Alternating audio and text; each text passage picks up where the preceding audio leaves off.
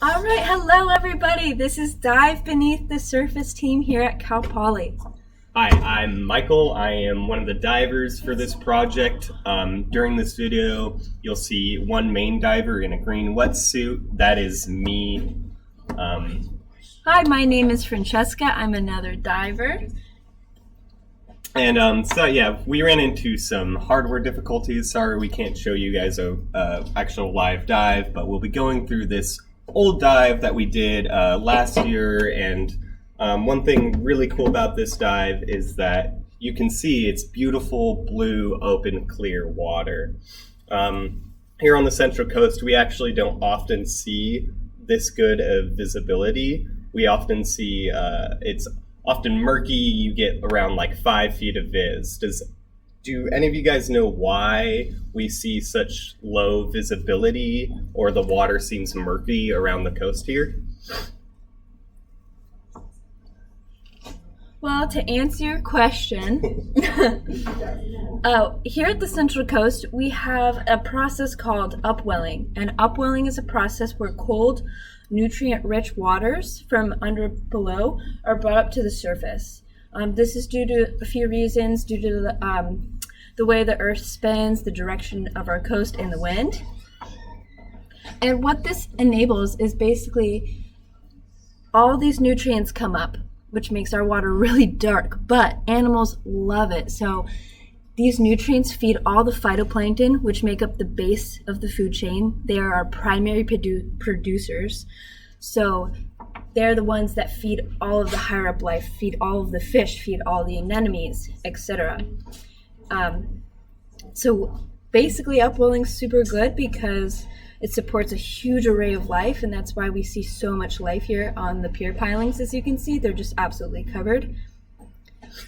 So let's actually talk about some of this life. On the stream right now, you can see on our piling that there's a lot of, it almost looks like algae, like it looks kind of like feathers. It's kind of hard to see right now, but all that tufts of stuff on the pier piling right now, those things are called bryozoans. Do we have any fun facts about bryozoans? They're a colonial species, so they're not by themselves. Mm-hmm. They only live in a colony. Yeah. They are a great food for little nudibranchs, which are those super small-bodied, colorful snails, which we'll see later in this video. Mm-hmm. They're like the bright purple and orange ones. Mm-hmm. So those provide a lot of food for invertebrates that we see along this pier. Here we see a purple orc sea star. Ochre sea star. Yeah. A pisaster species. We call him pisaster. That's how we refer to him now. But so you can see, actually back in 2013, we used to see a lot more sea stars on the Pacific coast. But in 2013, there was this huge. There was a big viral disease called sea star wasting disease that hit the coast and basically caused most of our sea stars kind of melt. That's what they look at like. You can look it up afterwards. It's kind of gross. They basically like disintegrate and they are not able to hold on anymore. So they have suction cups that help them hold on and also grab their prey. So not only were they not able to stay in the same place with the ocean current waters pushing them, but they couldn't even feed. So They just disintegrate in place, which is really sad. Yeah. But now we're seeing some come back, but it's always good. And if you ever see them at the beach or pier, please don't remove them. Yeah. They are a keystone species, so they help control the mussel population. If you see mussels, those are those really big shelled ones that you see a lot dominate on the rocks in the intertidal. And these pisaster orc sea stars help control that population and allow other species to come in. Mm-hmm. So basically, ochre sea stars, they control mussel populations, and what that means is that when there's an available space for animals to live on, and if there are no ochre sea stars, these mussels will dominate that space. They'll physically take up room that other things like bryozoans, other kinds of snails, and other marine invertebrates would actually live on. But because there's too many mussels, they can't live there. Ochre sea stars prevent that by eating the mussels and freeing up available space, which enables other organisms to thrive. On the stream right now, you should have seen us pointing at acorn barnacles. Those are also a type of marine invertebrate. They are sessile, and I think you can see their little feather-like appendages. Oh, sorry. Sessile means they can't move, so they're basically stuck to one spot for the rest of their lives. You saw those feather-like appendages coming out of the acorn barnacles. That's their filter feeding appendage. So basically, they'll sit there all day and they'll shoot that appendage out of their opening and bring it back, and then whatever gets caught on there, so like plankton, any other like marine detritus, so anything that comes off a fish or kind of any organic substance, they'll bring that back in and they'll feed on that. So they're not getting a lot of nutrients today due to the water visibility. As you can see, there's not as many nutrients and therefore phytoplankton in the water column. So today, all these little organisms are probably a little bit more hungry than usual. Yeah. But it allows for some beautiful visibility. And as you can see, these pier pilings are just absolutely covered with life. So for species here, you really have to be able to thrive in your niche spot. What is a niche?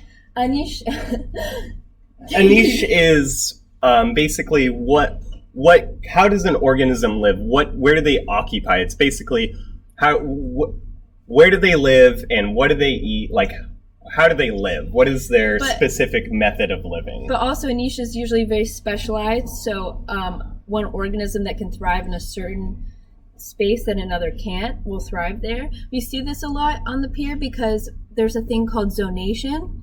So we'll see different species at different zones or depths, as we like to call it. The depths, we see this because there's sunlight availability. Some don't need that much sunlight, some need more. So a lot of sea anemones actually live up top because a lot of sea anemones can photosynthesize.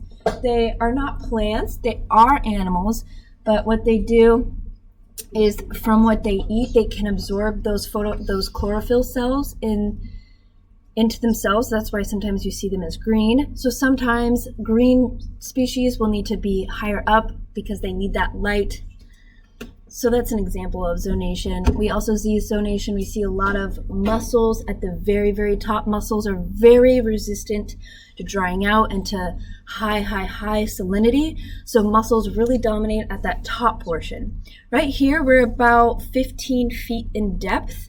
This is where most life really thrives. This is where you see a lot of species, not a lot of domination as compared to at the very top, meaning top could be 5 feet and above the surface where the mussels really dominate. We would call that high biodiversity, meaning that there's a lot of different species in this 15. One spot at 15 meters under the water. And we'd see feet. Is this feet? Yeah, okay, feet below the water. And then deeper in the water column near the bottom, I don't know if we go all the way down to the sandy bottom in this stream, but there would be less biodiversity, meaning we'd see less different types of species.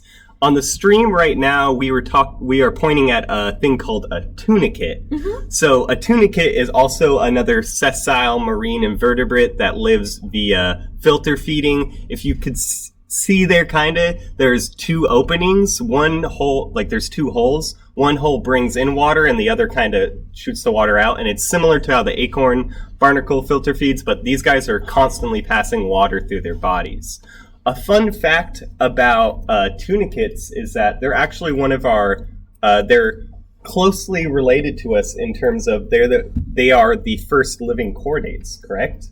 Meaning that during their developmental stage, we can talk about that in a second. During their developmental stage, they have a thing called a notochord. So basically they have a very primitive backbone. So they're one of the first creatures to ever evolve a backbone. Really interesting. So based on your question, the orange substance right now in the feed, there's some crusty orange, which that is a colonial bryozoan. But the big puffball, which we see right now on the screen, which I think that you were regarding, is a sponge. Sponges are animals. They are not plants. They actually do intake water And they do not photosynthesize. No, so sponges are actually no. Sponges they are an animal. Yeah, they're an animal. obviously. Sponges are an animal. They're actually a collection of one type of cell that are all doing the same job. So basically, they build a skeleton out of calcium carbonate, and then in that skeleton, these little cells live, and they have little flagella, meaning they have kind of like little tails that allow them to bring water in. They're also filter feeders, so they're bringing water in with their flagella and then pumping it out. They are really fun to touch underwater. They are like these big cushions. I love to just press on them, and a lot of people don't think that they're animals, but animals on the pier come in very simple forms a lot of the time. Do you know what eats sponges, Michael? Ooh, I actually don't know what eats sponges. I know certain kinds of fish do. There's fish in the tropics called Oh. Sorry, this is actually a really fun thing that we see on the pier right now. So this is a nudibranch. Spanish shawl. It's a Spanish shawl nudibranch. So a really interesting thing about nudibranch is that they are predators. So they're kind of these tiny marine slugs that can go around and eat anemones. Not many things like to eat anemones because they have stinging cells on them. If you've ever gone to the tide pools and touched an anemone, you know how it kind of sticks to your finger. That's actually because they're stinging you. These stinging cells are called pneumatocysts, and nudibranchs have this ability to go eat an anemone and incorporate those, like they don't get stung by the stinging cells. They instead incorporate those stinging cells into their own body. So I know we passed it, but if you saw on the back of that nudibranch, there were little kind of tentacles coming off. Those are the stinging cells from a different anemone that it ate. Right now on the screen, we were showing that we have another ochre starfish. So that was a big purple pisaster like the one we showed earlier. And what we were trying to get across in this part of the video was that they have this structure called tube feet. So basically, tube feet are how starfish move around. They think of it like a suction cup. Yeah. They just have thousands of suction cups that they can move individually, and then that they suction to the substrate and to just kind of move it around. Yeah. There's a lot of suction cups though in a lot of different marine species that we see, which is actually really interesting. Do you remember what this term is in evolutionary biology? Oh, it's a convergent evolution. Convergent evolution. So it's where species that even aren't even always related will have some of the same like characteristics and stuff. A lot of species have tube feet to attach, to move. They're actually quite strong. The giant Pacific octopus, which we have here on our coast, if you ever get a chance to see or research, I highly suggest it. They're amazing species. They have amazing suction cups that are incredibly strong. They can lift, I don't know the numbers, so I'm not going to say, but they can lift many pounds with a single suction cup. So suction cups are a very powerful tool in marine life.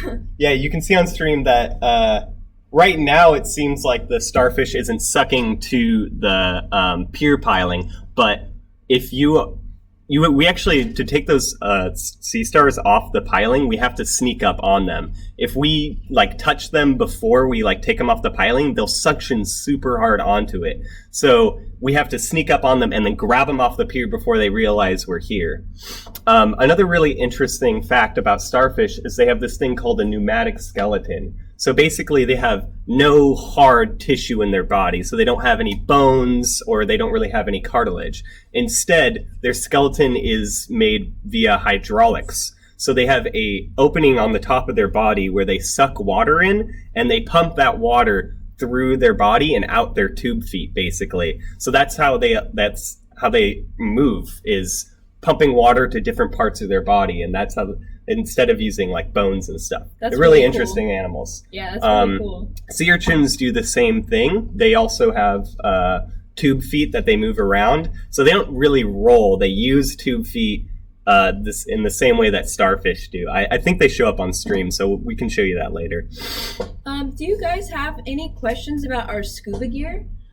That's, I feel like, a super interesting thing to talk about because we are wearing different masks and there's a lot of equipment that is needed to make this happen. So type any questions about what we're wearing, or we can talk about I think we should just talk about it. Right.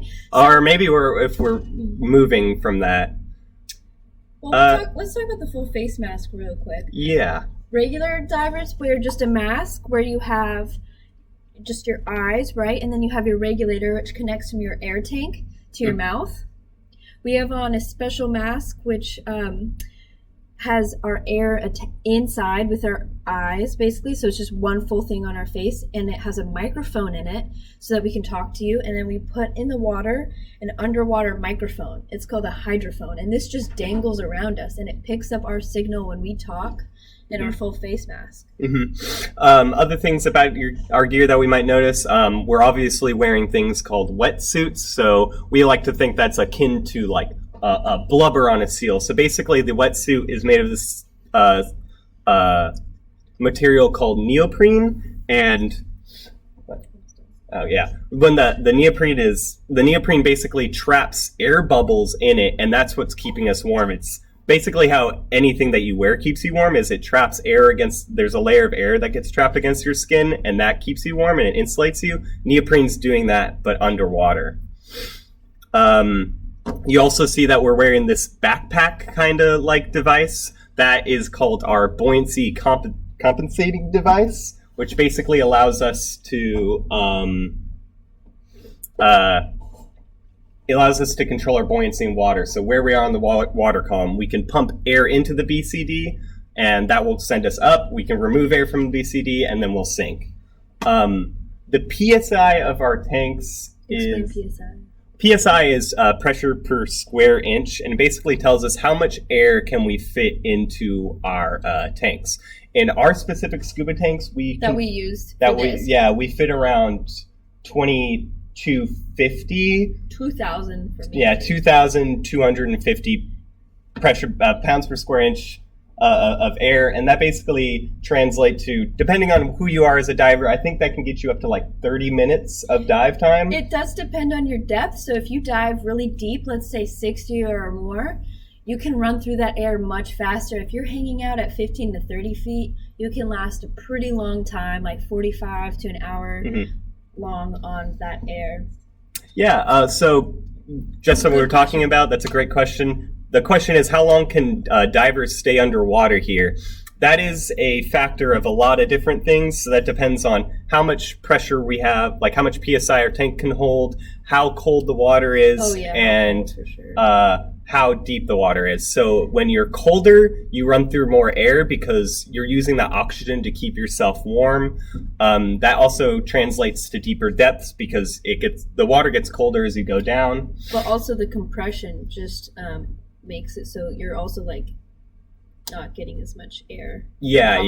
How much you're... There's a complicated function for how much air you go through depth as well. But if you're me, you can last a very long time underwater. It also just depends on your breathing rate. If you're really calm, you can extend your dive by a lot. So if you're calm and not hyperventilating, if you're nervous, you're going to run through your air. Or if you're really cold. So there's a lot of factors. But I would say if you're hanging out here at the pier on a regular day... At 15 feet. 15 feet, we can be in for... Yeah, easily 30 minutes. 45. Yeah, 45. even. 30 to 45. Yeah, like Francesca breathes much slower than I do, and she gets a lot less cold underwater than I do, so she could stay underneath at 15 feet for 45 minutes, whereas I would probably stay more 30 minutes because I get colder because I'm smaller. You can see on screen I'm a pretty petite man.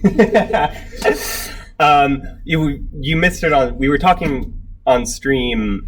You saw that there was a crab that showed up. So that crab is actually called a decorated crab. One really cool thing about these crabs is that you saw how they had things growing on them. So they're actually able to pick off pieces of like algae and bryozoans and even sometimes like barnacles or other marine invertebrates and stick it onto their shell as sort of makeshift camouflage. So they look like whatever substrate they're living on. So they look like the pier piling, you know? All right, I think at this point in the dive, we are going back to the surface, which is a good practice. We do... Question, how heavy is all the gear, including your suits? That's a very good question. It is honestly very heavy. I feel like I through a workout when I carry all my stuff. Yeah. The tanks can be like. Yeah, depending on how much. Yeah, the tanks would be like 10 to 15 pounds, and then we also have to add weight to ourselves. We usually wear this thing called a weight belt, which causes us to sink, because without this weight belt, we're actually we're buoyant, so we'll sit on the surface without it. So for me, I wear 24 pounds of weight, and then plus all my gear. I would say I'm wearing upwards of like probably 35 to 40 pounds on me at one point. I've been told about 50 pounds of gear weight. I don't know if that was an estimate. I mean, it really depends on your body size. Yeah, it depends on your body size, how thick your wetsuit is. You have to wear thicker wetsuits if you're in colder water, which adds more buoyancy, so you have to add more weight. So, yeah, I would say if you're in warm water, you weigh less, and if you're in cold water, you're wearing more, so you're weighing more. Another question. Can the divers talk to each other underwater? With these full face masks that we're wearing, we can. We are on the same frequency and the same channel. So I can talk to Michael. He can hear everything I'm saying. This is a really cool function. Yeah, that's actually, these full face masks are pretty rare to see. They're pretty expensive, and they're really high-tech and really cool pieces of technology. Usually, we just have a face mask that covers our mouth and, our eyes and our nose, and we have little to no communication underwater. Divers really, most divers rely on things. We use hand symbols and gestures to communicate with each other underwater. But because of these cool face masks we have, our team is able to directly communicate and talk to each other. Yeah, and I know that some divers who do diving for work use it to communicate. But if you see, we have these little white slates. Those are called our dive slates. We have pencils, and we actually write on it underwater sometimes. If we don't have our full face mask to communicate, we use those slates to write a question if we can't verbalize it via our hand signals. Yeah. But the fun part of diving is you do kind of speak.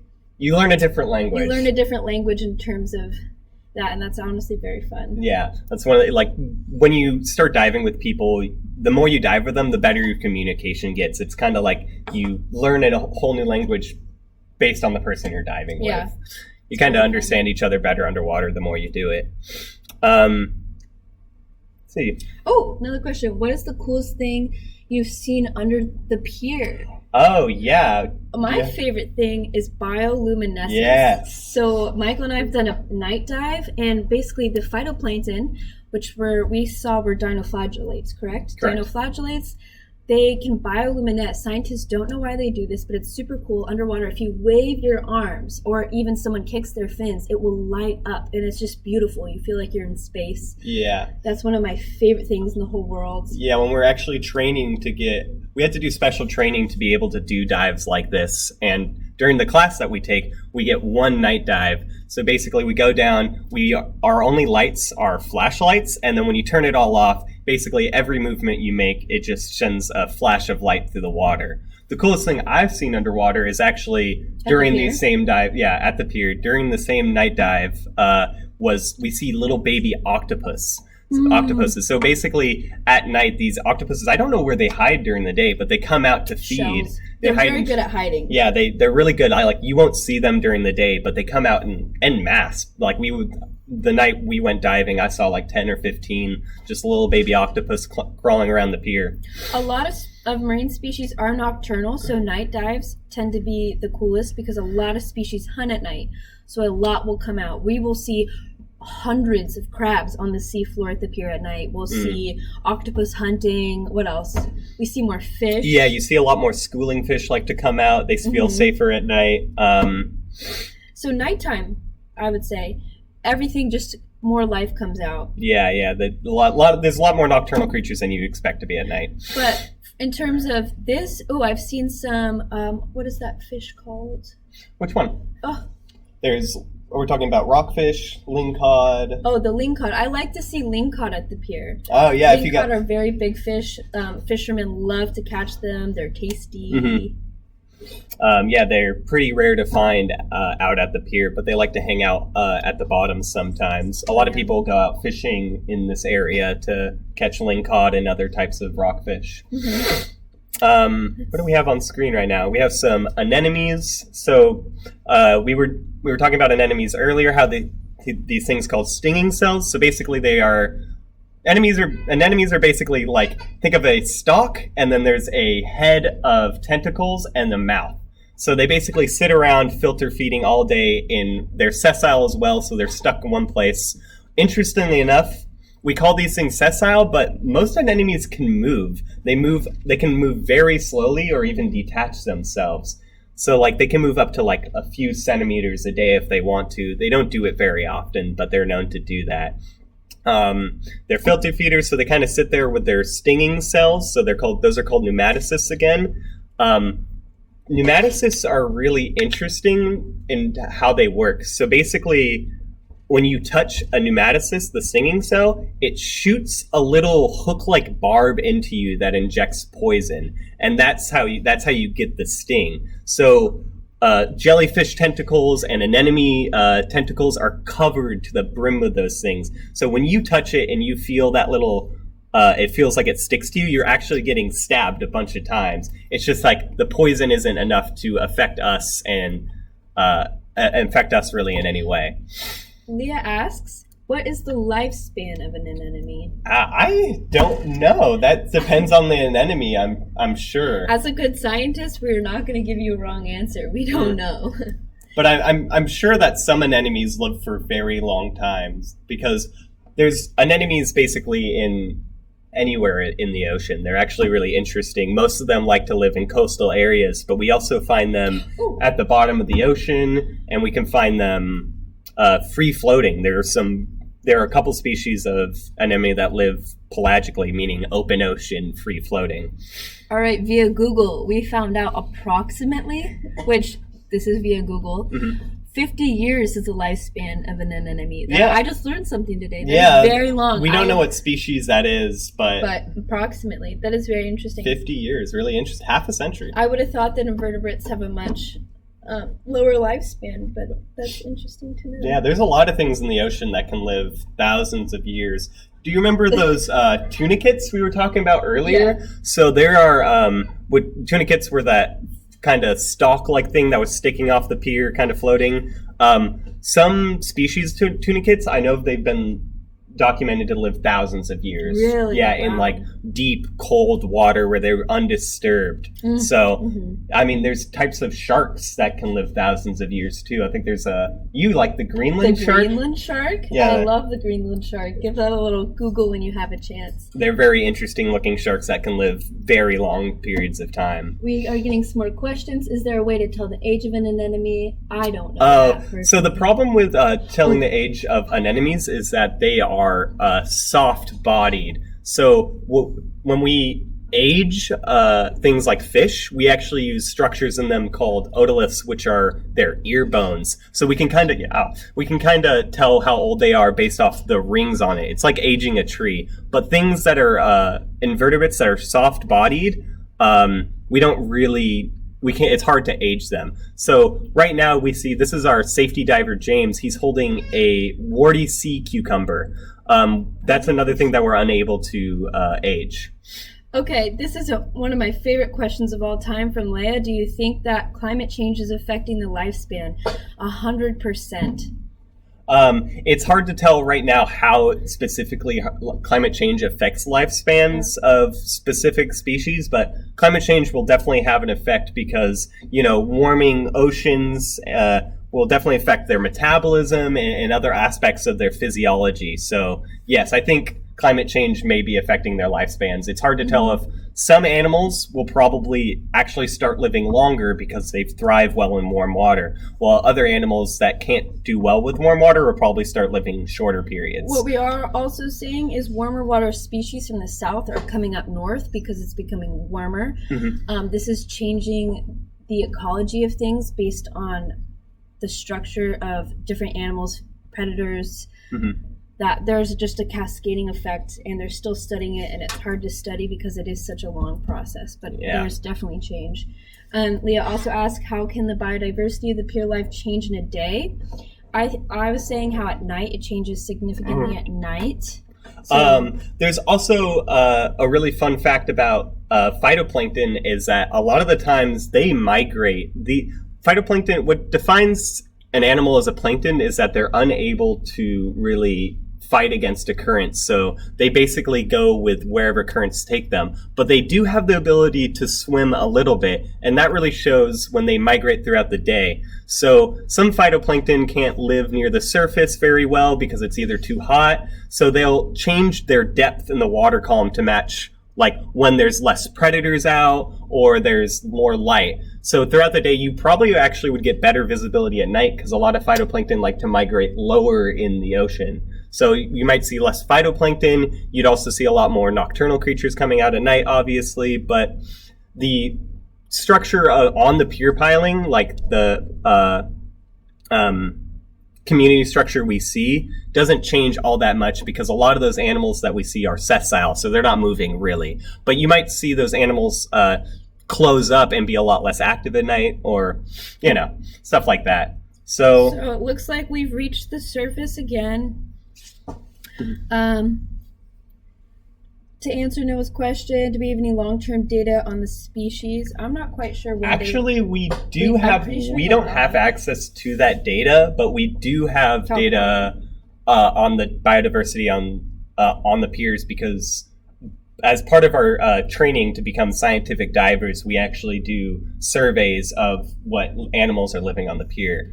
So there is a data set with that. We just don't have access to it right now. Yeah, and the pier does collect data.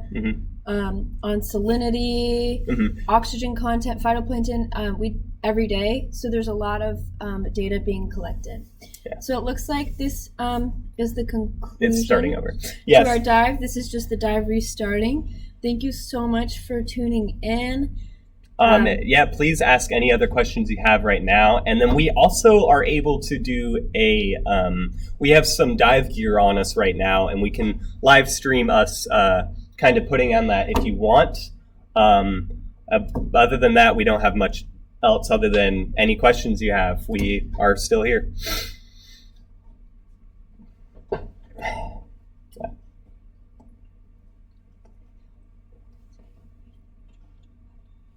Yeah. Sorry. Yeah. Once again, we want to apologize that we weren't able to give you guys a real live dive today.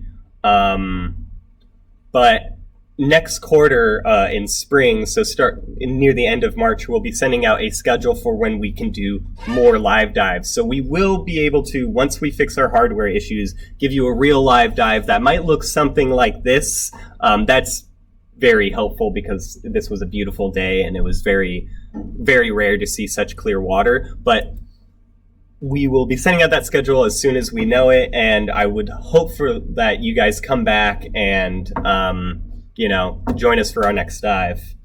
So it seems like we did get one yes to please live stream the gear, so that might take us a couple minutes to set up, but we'll set that up right now.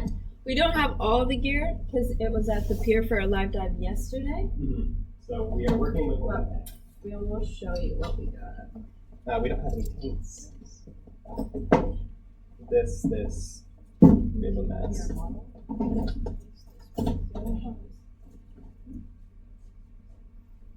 It's okay, we have stuff in the background.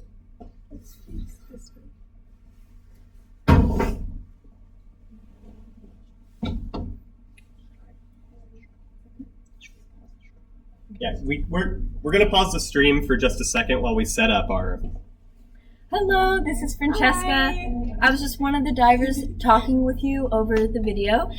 And these are two. Yeah, my name's Jillian. I'm a diver in training for DPS here at Cal Poly. And I'm Nita. I'm another diver at DPS. So we'll be talking to you about our gear. Yeah, so we can show you what we use to dive. So the first piece we have, this is called a buoyancy control device, or BCD is what we shorten it to. So my friend's going to put that on so we can show it to you. We always use our buddies to help us gear up. So the purpose of the BCD is, well, the main purpose is to control your buoyancy, like it says in the name. So these, if you want to turn this way, these pockets back here fill up with air. So as we said earlier, as Michael was saying in the video, we have to control our buoyancy with weights because we wear a lot of neoprene when we're diving, and that has high buoyancy. And when we're diving, we want our buoyancy to be neutral, so we're not floating or sinking. So we do that by wearing the weights to weigh us down, and then we can adjust our buoyancy by adding air to this or taking air out of this. So when Fran is diving, how she would do that is on this piece right here. So these buttons are how you control how much air is in the BCD. Another part of the BCD on here is her alternate air source. So that's actually connected to her tank when she's diving. And that way, if something happens with her regulator or if one of her buddies runs out of air, they can use air from this. The BCD is also where we put the weights. So she has some weight pockets here. Yeah, right there. So that's where she would put her weights. And then we have things like this, which are emergency weight drops. So if something happened and she needed to go to the surface and needed to get rid of her weights, that's the quick and easy way that we deal with that. This also attaches to the tank, so we have our little strap here. This is also our safety sausage, so we have this. That's the nickname for it, and this is just some safety gear that we have in case someone's injured or we get stuck out there. So what I have here is, we call it an octopus, and basically this piece over here connects to the air tank so that when you breathe out of the regulator, you have air. And then this device over here, we've got 3 things on here.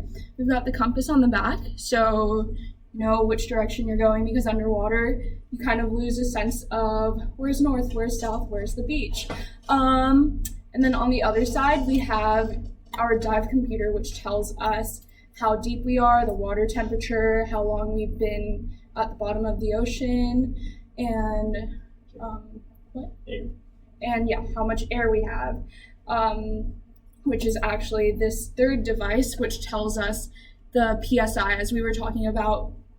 What is it, pounds per square inch? Yeah. And so, it just tells us how much air we have left and basically how long we can stay at the bottom of the ocean before we can't breathe any longer.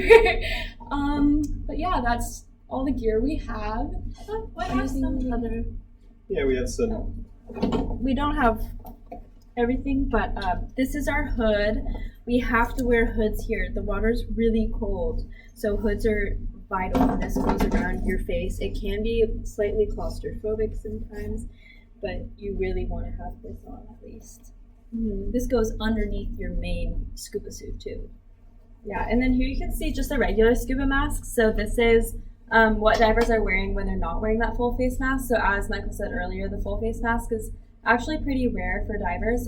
They only use it in situations where they need to communicate in that way. So at other times they would be wearing a mask like this, which just covers your eyes and your nose, and then your regulator goes in your mouth.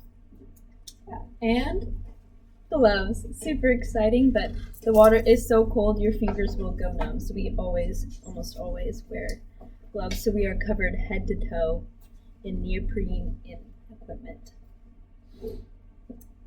Any questions about our gear? We don't have a tank here. What else? We don't have our fins, but you know what fins look like. We also keep a snorkel with us, so when we go up to the surface and if we do any surface swimming, we'll swim with the snorkel instead of using up our air at that time if we're able to do that. Any questions? Yeah, go ahead and type in the comments if you have questions. All right, well, that concludes today. Thank you for logging on. We'll leave the chat open for a little bit longer after that, just to make sure if you guys have any extra questions, we'll be there to answer. Okay. All right. Thank you, guys.